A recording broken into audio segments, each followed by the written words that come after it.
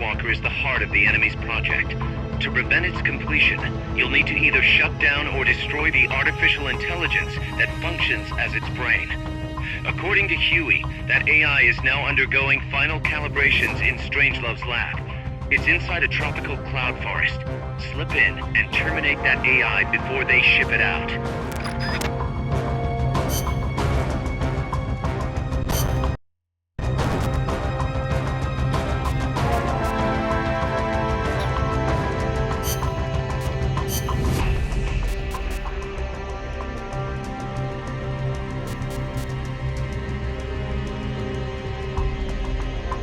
Survival.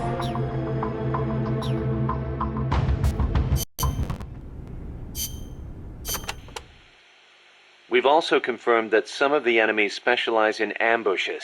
Amanda's crew calls them scouts. They'll blend themselves in with the terrain and the vegetation. Then, when they see you, they'll swoop in. They fight pretty much like commandos, and will use clearing techniques to flush you out. In addition to wielding normal weapons, the scouts also carry wires. Sounds like these guys know their CQC. Could be. We've been getting reports of CQC attacks being blocked by wires. Stay alert.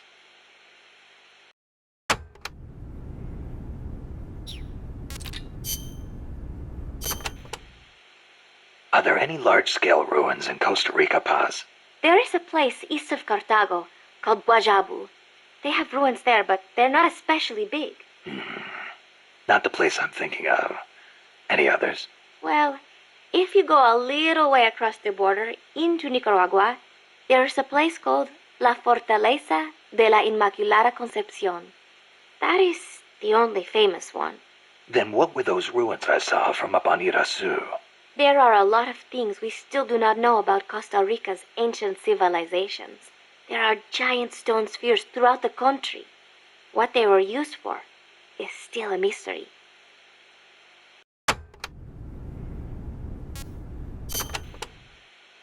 Costa Rica's forests are more diverse than you might expect. Not all of them are tropical rainforests. Costa Rica is close to the equator, it is true, but it is also very mountainous. Yeah, I see what you mean. Go up 4,000 feet in elevation and the temperature drops more than 7 degrees. There are basically 3 types of forests. The lowlands are covered in tropical rainforests, the highlands by tropical cloud forests, and areas where there is a dry season have tropical dry forests.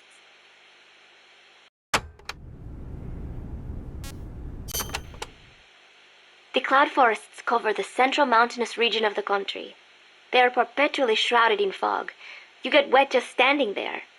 It is as if the entire forest is inside a cloud. Must make for poor visibility. It does, but beauty too. It is like being lost in some mystical green labyrinth. I'd rather not get lost, if that's okay. The forests are also home to lots of rare animals, especially bright-colored frogs. They like the humidity.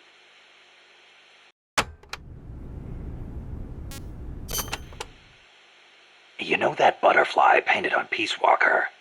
Any idea what that is? It is a morpho, a Palladius morpho, if I'm not mistaken. Palladius morpho. Uh-huh. It is the most common type of morpho in Costa Rica. Huh. It has these gorgeous metallic blue wings that shimmer in the light. You can see them even from a distance. You mean they reflect light? Correct. It is called structural color. Morpho scales have tiny bumps on them that interfere with the light and make them look blue. The space between the bumps corresponds to the wavelength of the blue light. Let me see if I get this. So if you could change the spacing, you'd end up seeing a different color. That is the principle. I heard somewhere it is being researched as a way to color cloth without dye. Think of the camouflage you could make with that. Is that all you can think of? Hey, it's important. What I don't get is why they'd put a butterfly on Peace Walker. Maybe because it looks pretty. I hope that's all it is.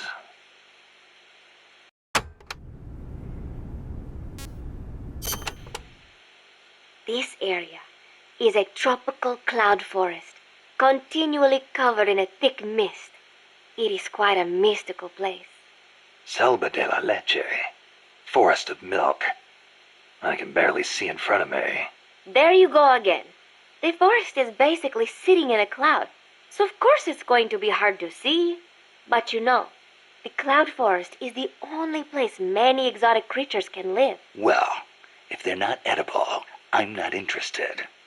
Snake, I'll have you know people travel from all around the world to witness Costa Rica's unique fauna.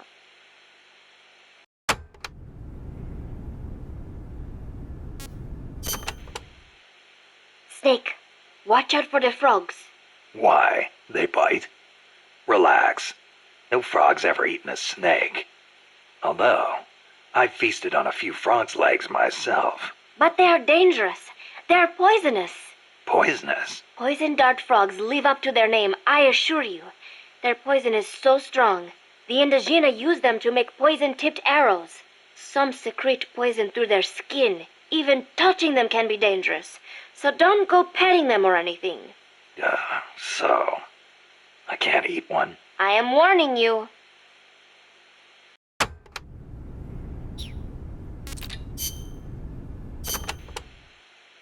From here on in, you'll be in a cloud forest. The ground is covered in vegetation. You'll have plenty of hiding places, but so will the enemy. I'll keep an eye out for scouts. Trying to force your way through would be suicide. Know the enemy's location before making any moves. Too bad you don't have some sort of radar. I could try night vision. Once you know where an enemy is, decide how you want to handle him. You could get into his blind spots. Or drop him from a distance before he even has a clue someone's around. An eye for an eye, right?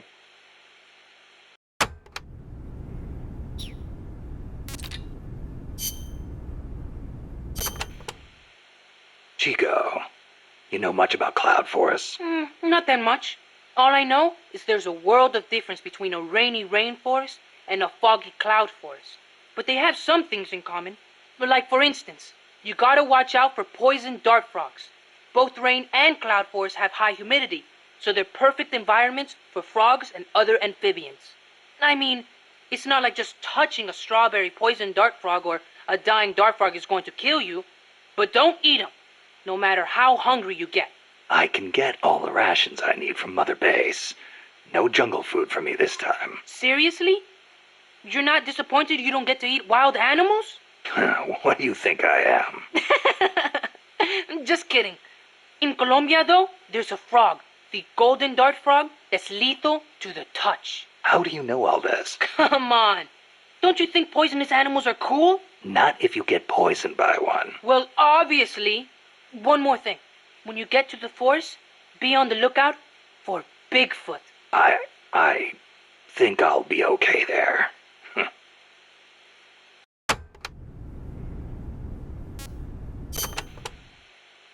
Bigfoot is an ape-man that lives in the Rocky Mountains.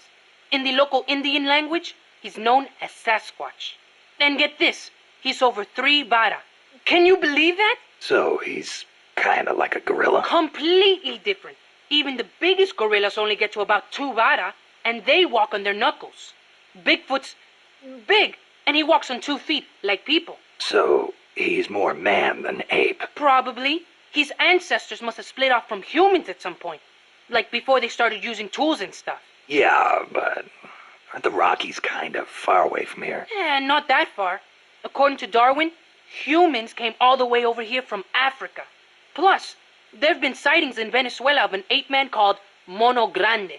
Costa Rica has tons of plant and animal species. So I'd expect there to be at least one kind of ape-man. At least.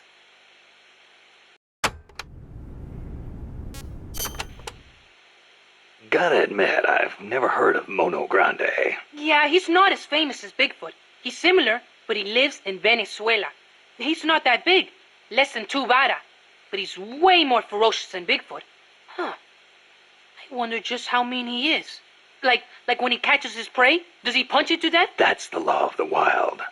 You catch your prey, you kill it, and you eat it. Yeah, but punching is way more ferocious than biting. Well, maybe it seems that way because that's what humans do. You really love UMAs, don't you, Chico? Do you know what I think? I think UMAs should be dangerous. Otherwise, where's the fun in hunting them?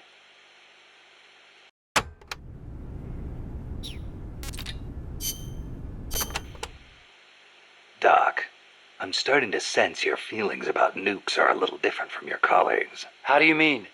Your little chat with Coldman back there. I told you my father worked on the Manhattan Project, right? You're familiar with it? The basics, yeah. It was the project that kicked off the nuclear age. That's right. Some of the finest minds of the 20th century, including multiple Nobel Prize winners, worked on it. They spent over $2 billion, and that's in 1940s money. It culminated in the successful nuclear test at Alamogordo on July 16, 1945. And the first use in combat a few weeks later. Doc? I can't walk. What? My spine isn't shaped like everybody else's. I can't move my lower body, so I've never taken a single step, not since I was born. What's that got to do with your dad being in the Manhattan Project? As a result of his research, my father was exposed to high doses of radiation. It can't be a coincidence that my chromosomes are messed up. That's why I didn't want for these nukes to be another sword of Damocles. I wanted to give them a real purpose, to be a deterrent against war. Doc. And Coldman, we have to stop him, whatever it takes.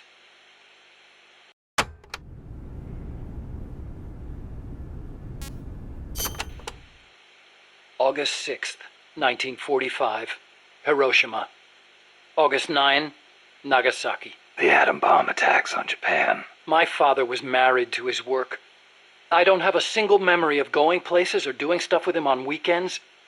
But even as a kid, I knew on some level that it was for his family. I respected him. My mother used to tell me all the time, "Your father is a brilliant scientist. He saved countless American boys from death. You should be proud of him." Yeah. You could say the war ended because of those bombs. When I was in the 5th grade, a Japanese student transferred to our class. She showed me photos of Hiroshima after the bomb. I couldn't believe my eyes. A city of over 350,000 people reduced to a scorch mark on the ground by a single atomic bomb. Houses blown off their foundations, burned to ashes. The only things left standing were the skeletons of steel-framed buildings. And it wasn't just the buildings. Blackened corpses on the side of the road.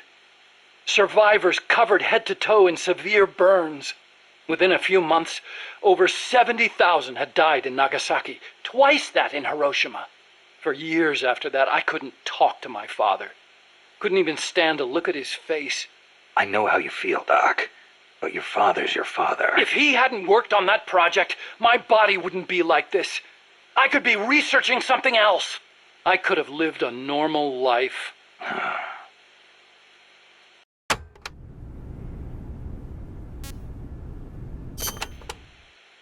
It wasn't so long ago the world stood on the brink of nuclear war. Just over on the other side of the Caribbean. I was 17 at the time.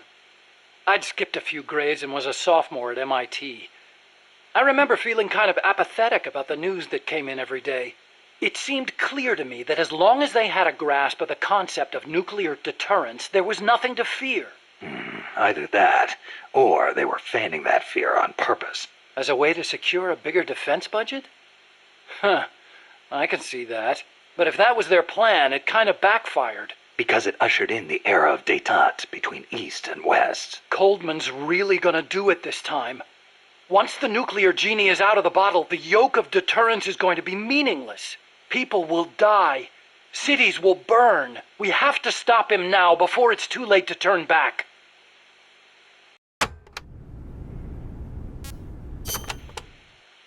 So you've been doing nuclear research your whole life? No, not really. At first I wanted to be an aerospace engineer. For me, the Sputnik launch was a good shock, not a bad one. I thought the age when science was used for war was over, and that a glorious age of space exploration was dawning. The year I skipped ahead and got into MIT, Gagarin went into orbit, which made me more excited than ever.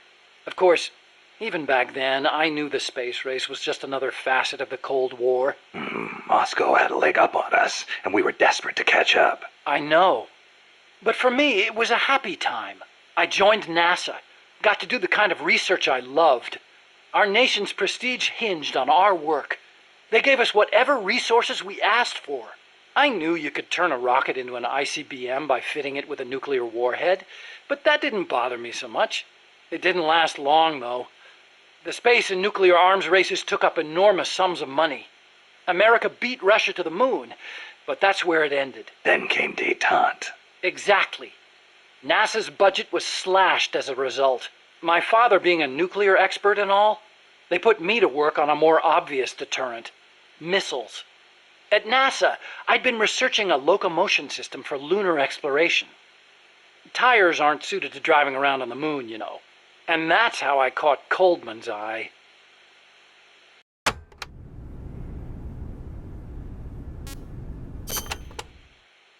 The aim of the Peace Walker project is to achieve robust nuclear deterrence across Central America by deploying a new nuclear weapon system along the Caribbean coast. Peace Walker is also the name of the system itself. A nuclear weapon named Peace. I can just see the look on Kaz's face. So why exactly does this new system need legs in the first place? Because it's a walker, an unmanned weapon moving under its own power and capable of launching a deterrent strike from anywhere. That's the whole idea behind Peace Walker.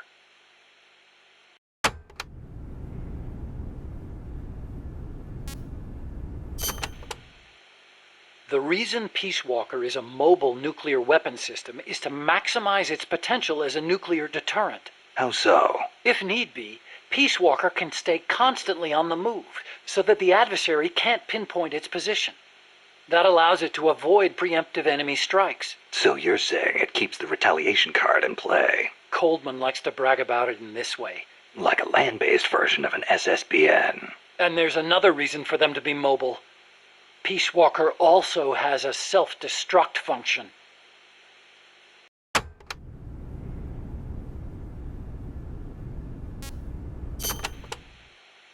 Why would Peace Walker need a self-destruct function? You saw it, didn't you, Snake? That sphere on Peace Walker's head? Yeah? That's a hydrogen bomb. What? You're telling me that thing's a thermonuclear device? Do they have any idea what kind of destruction that thing would cause? I know, it's crazy. I mean, even overkill has its limits. If it's strategic value they want, they could have gone with something smaller. It's like they want a weapon on par with Russia's Tsar Bomba. This arms race is running way out of control. It's an evolutionary dead end. A saber-toothed tiger. You can't load a warhead that big on a missile, of course. And no strategic bomber could carry it. That's where Peace Walker comes in. So, it waltzes into enemy territory carrying a hydrogen bomb and blows itself up. Christ.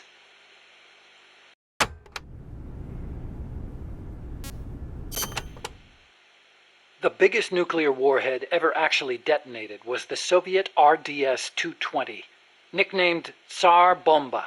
It had an estimated yield of 57 megatons, 10 times as much power as all the explosives used throughout World War II. The test took place on October 30, 1961, above Novaya Zemlya. The explosion is believed to have created a fireball over 2 miles in diameter. Can you believe that? Like a miniature sun.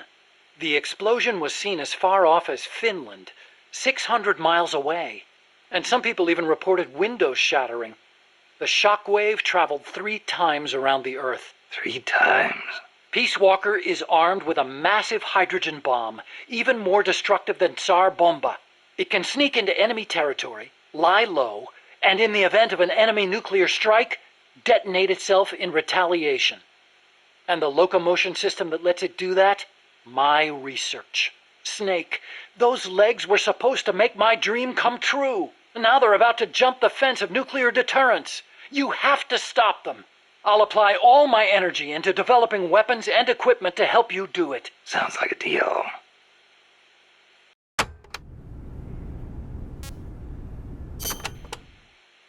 What made you put an AI into Peace Walker? Well, for one thing, because it can't be manned.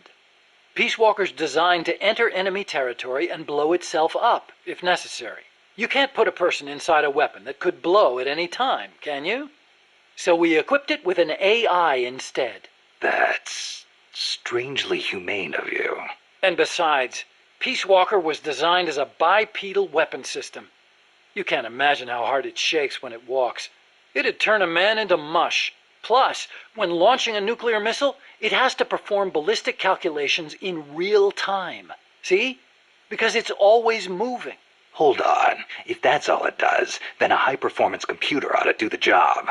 It doesn't need intelligence. That's a very good point, Snake. Which brings me to the real reason. Peace Walker needs AI to make decisions regarding nuclear retaliation. It's what ensures perfectly mutual assured destruction. I've heard all this before. You want a war between machines? We'd never actually launched the first nuke, of course. It's strictly a counterattack system. Only a politician could make such an illogical decision as starting a nuclear war. Conversely, if an adversary launches a nuke at us, the AI will not fail to retaliate. Therefore, the adversary can't launch. The AI guarantees it. Even so, launching nukes without authorization? Boomer captains have the authority to launch if land communications are cut off. It's the same principle. Not even the captain of a boomer can make that decision alone. The way I heard it, that's the only situation where insubordination is allowed. Only because humans are imperfect. That's Coldman's line of thinking. You're saying that machines don't make mistakes? That's a myth. Worse than that, it's blind faith. We wouldn't put our fate, into the hands of any ordinary machine. That's what the AI is for. The decision to launch a retaliatory strike requires high-level judgment. You have to take into account not only the state of the war, but the entire world. And sometimes, you need to make a guess based on incomplete information. Huh. You think an AI can do all that? Yeah. At least Dr. Strangelove does.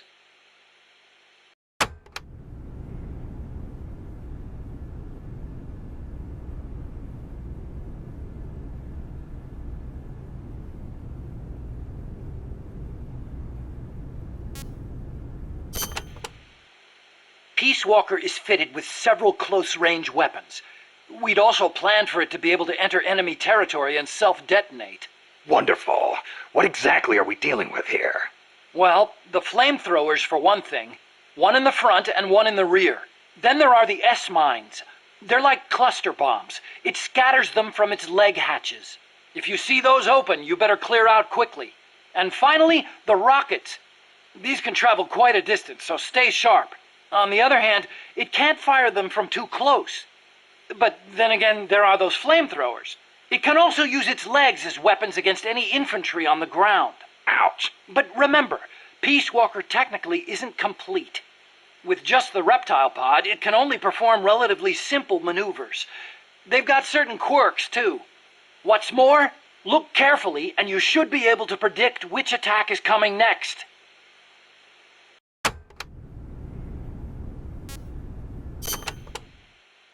Okay, but why does Peace Walker need to walk on two legs? I think treads would be good enough. You'd be wrong. As you know, the terrain in Central America is rugged and complex, especially along the Caribbean coast of Costa Rica.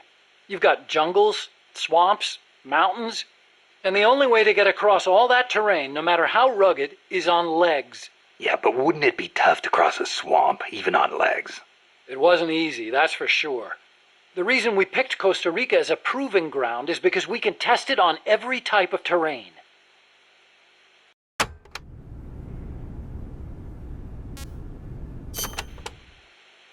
This Peace Walker project the CIA's talking about. You believed in it, huh? Yeah, I believed. Actually, maybe I just wanted to believe. What do you mean? Here's how Coldman explained it. Peace Walker's a weapon for peace. One to ensure true nuclear deterrence. It'd be the anchor to bring stability to Central America. He told me, the nuclear weapon system you've built will never be used. It will forever stand vigil as an icon of peace. And to achieve that, he needed my bipedal locomotion technology. To be honest, I was flattered. Flattered? Wouldn't you be? My colleagues in the scientific community have never taken me seriously. They told me bipedal locomotion was a pipe dream, that it'd never amount to anything. It was the first time anybody recognized my work. How could I not be happy? And besides, it was my chance to surpass my father. To create nukes for peace. Or so I thought, anyway. But Coldman's really going through with it. Yeah. Makes perfect sense, really. No one would give the project any notice unless they could prove that an unmanned system is capable of launching a nuke.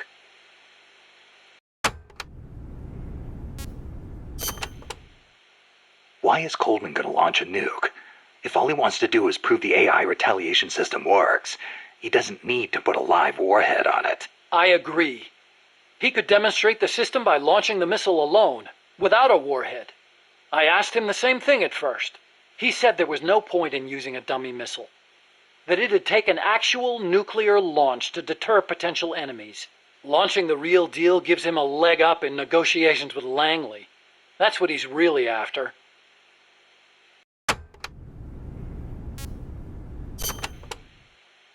I based the bipedal locomotion technology used in Peace Walker on Soviet research.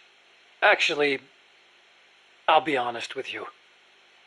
I stole most of the basic ideas behind it. Soviet? Bipedal? You mean Granin? You know him? Yeah. I met him at his lab in Russia. He helped me out a little bit. You met him? What were you... He was head of the Granin Design Bureau, creator of countless Soviet weapons. I'd hit a wall in my research at the time. Granin's ideas solved nearly all my problems.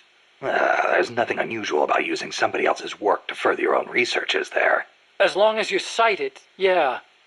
But I wasn't in a position to do that. His research was classified at the highest level. Soviet research, no less.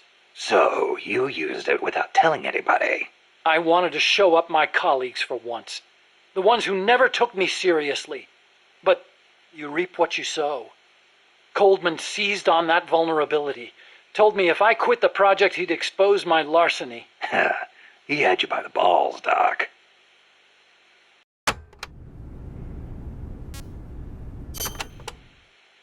How'd you get your hands on Granin's research? That was also Coldman. He used his agency contacts to get a hold of it.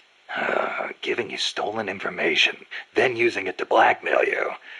Damn. I knew it was Granin's work the minute I saw it. See, I'd been corresponding with him for a while. Corresponding? Letters. Between scientists doing the same kind of research. He always complained that nobody understood his ideas on bipedal locomotion. Ah, so you're the American friend he was talking about. Obviously, he didn't write a word about the technology in his letters, except for one time. If by chance anything should happen to me, I entrust my research to you. Better that than handing it over to these ignorant so-called scientists. Sounds like him, all right. Then one day, his papers actually came. It wasn't hard for me to imagine what had happened to him. I felt it was my duty to carry on his work after him. And also... What? I thought maybe combining his technology with mine could be a way to bring East and West together, like the docking of Apollo and Soyuz. It'll never make the history books, and it's still not a reason to plagiarize. You're right. You're absolutely right. I never had the courage to tell the truth, that's all. I always looked for excuses to cover it up. Until now. Huh? You told me everything. You're no longer a coward.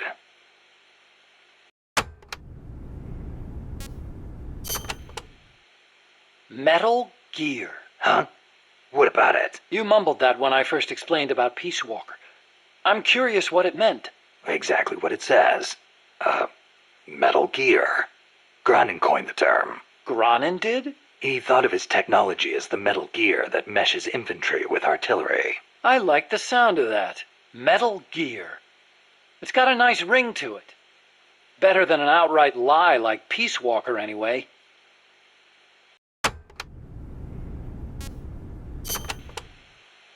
Those papers the CIA gave you, was there any data on the Shagohod in there? Shagohod? A nuclear tank that launches IRBMs. It competed against Granin's system for approval. Oh, the thing with the rockets. Designed by a guy named Sokolov, right? What's so funny? No, I was just remembering some of the commentary Granin added to the Shagohod papers. You should have seen the way he badmouthed it. It was too conservative, too ugly. I can imagine. He was so angry when he wrote that, he smeared up the ink. And you know how shoddy the paper is over there to begin with. I'll bet. That's grounding, all right. Imagine accelerating the launcher itself to 300 miles an hour to extend the range of an IRBM. As stupid as it sounds, it's a hell of a concept. Who but the Soviets would think of using a tank as the first stage of a rocket? I actually took a cue from the Shagohod when I developed the Pupa. That hovercraft thing? You stole that one, too? Give me a little credit. I only borrowed the concept. The technology is original. As it turned out, hover technology wasn't enough to handle all the terrain in Central America. It relied too much on brute force. But the Shagohod was a major threat. That thing could corner like you wouldn't believe. Built pretty tough, too. You sure know a lot about it. Yeah, it almost did me in. I couldn't forget it if I tried. Did you in? So you were the one who took it down. Wow! You really are amazing. I didn't do it alone. No, seriously, thank you.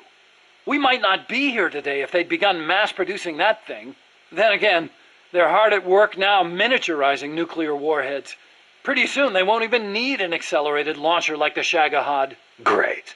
That means they're that much closer to being able to launch from anywhere in the world.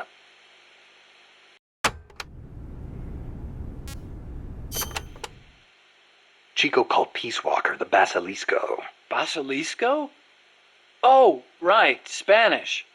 That's funny. I once used the codename Basilisk for the Peace Walker platform myself. What for? The class of lizards called basilisks can walk atop any type of terrain. In a pinch, they can even stand up on two legs and run across water. Perfect name for a system that can walk anywhere in Central America, right? Plus, there are the legends. What legends? The basilisks of legend were highly venomous creatures. There's a story told by the ancient Romans. A knight slew a basilisk by piercing it with his spear. The creature's poison seeped up the spear and killed both horse and rider. Remind you of anything, Snake? Nuclear deterrence. Bingo. Kill it, and you die along with it. Your hands are bound. I wanted Peace Walker to be like that. You should know that people aren't that rational. Sometimes people do things that don't make sense, even when they know they're going to die. Or maybe it's because of that. Maybe you're right.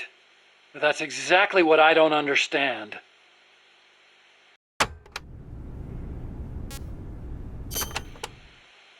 So this Dr. Strangelove was at NASA? Yeah. Well, actually, Strangelove left for DARPA not long after I joined. And then the two of you ended up back together doing research in Costa Rica. Not exactly together. We coordinated on a few things, but the research projects themselves were separate from each other. We had it worked out so that Dr. Strangelove handled the mammal pod, Peace Walker's cerebrum, while I did the rest. That letter, something to do with your research? Huh? No, it's yeah, it's a report. Research findings. Research findings? Anything in there we could use against Peace Walker? Nothing. Nothing at all. Just don't read it, okay? Promise me you won't?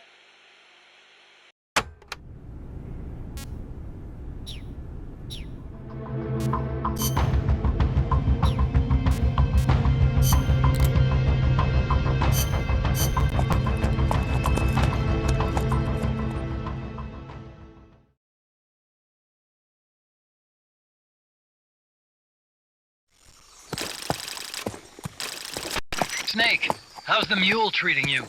At this pace, I should be there by tomorrow morning. You've got to hurry. The AI could be completed any time now. It'd be nice to have a guide. Already on it. I've enlisted Paz to help you. She knows the jungle pretty well. Snake, I know you are an expert in survival, but you need to stay alert. You are in an ancient jungle so foggy, you can hardly see the trees. It is home to 2,500 species of plants, including 400 types of orchids. There are also 500 species of butterflies and over 400 species of wild birds. The bedrock is solid enough that Mayan ruins have miraculously survived centuries of earthquakes. An AI lab in a Mayan ruin. Who'd have thought, hey, Huey? My sentiments exactly. That doesn't mean security's any less tight, though. You still have the ID card I gave you, don't you? Got it right here. That'll get you through the gate, no problem. After that, you're on your own. As long as the AI remains unassembled, Coldman's plan's on ice. What about security inside the lab? Well, it shouldn't be a problem for you. Strangelove demanded that the security presence inside the lab be kept to a minimum. It's not all good news, Snake. Coldman knows we're here. He's raised security in the area surrounding the lab. You'll be seeing a lot of that Chrysalis UAV, and a bunch of patrol choppers too.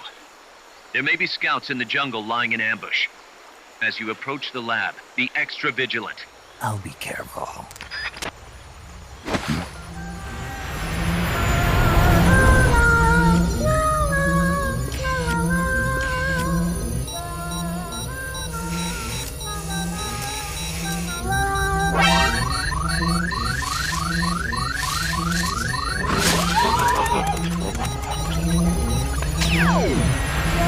They're looking for you. Stay sharp.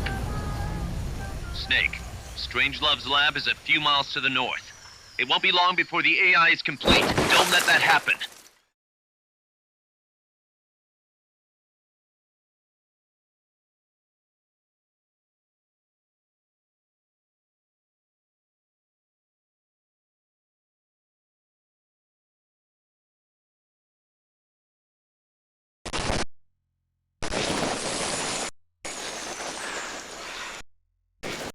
Careful. If there's enemy scouts around here, they'll be nearly impossible to see.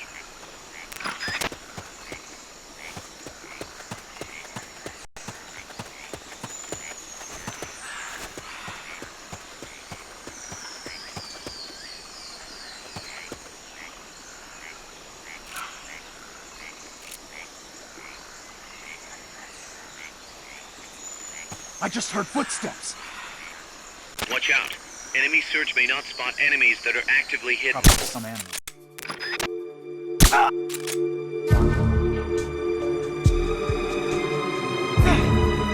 We're under attack! What's wrong? We have a situation. Backup team, head over and investigate.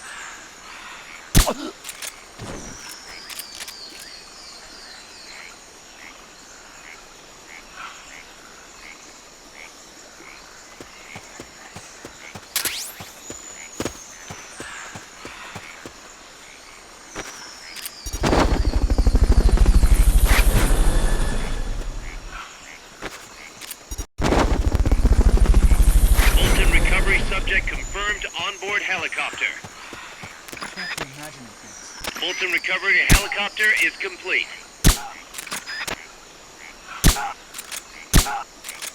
What's going on?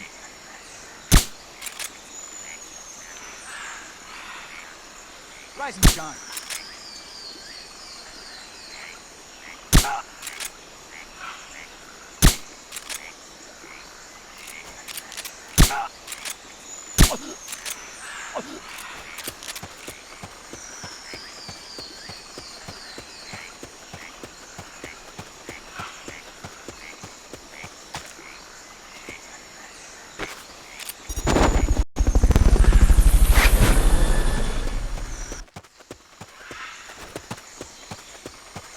Fulton recovery subject confirmed onboard helicopter.